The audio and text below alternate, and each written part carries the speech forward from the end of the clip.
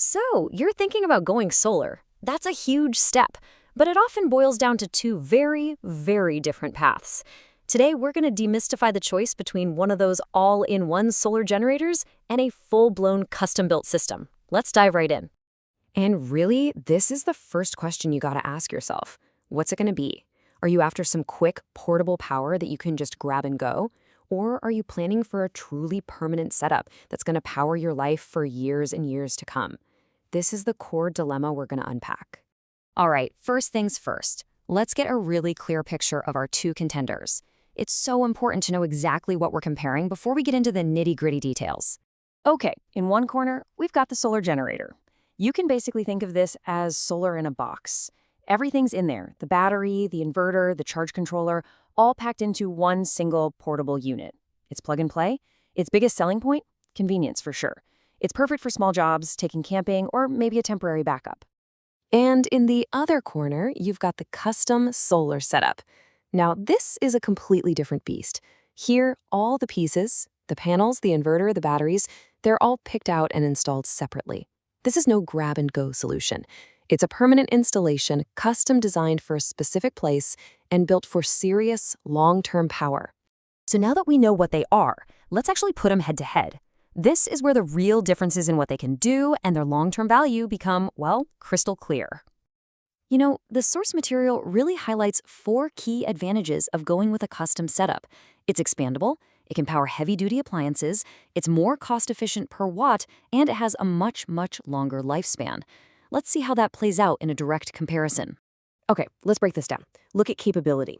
A generator is for small loads, temporary stuff. A custom setup can power your entire home. What about expandability? The generator is pretty limited, if you can even expand it at all.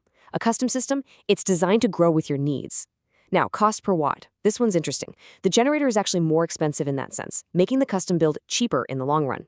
And lifespan? This is a big one. If one component in that generator box fails, the whole unit is often done for. With a custom setup, you just replace that one part.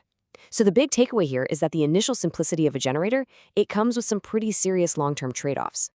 You know, to make this even simpler, the source material offers up this fantastic analogy that just makes the difference click.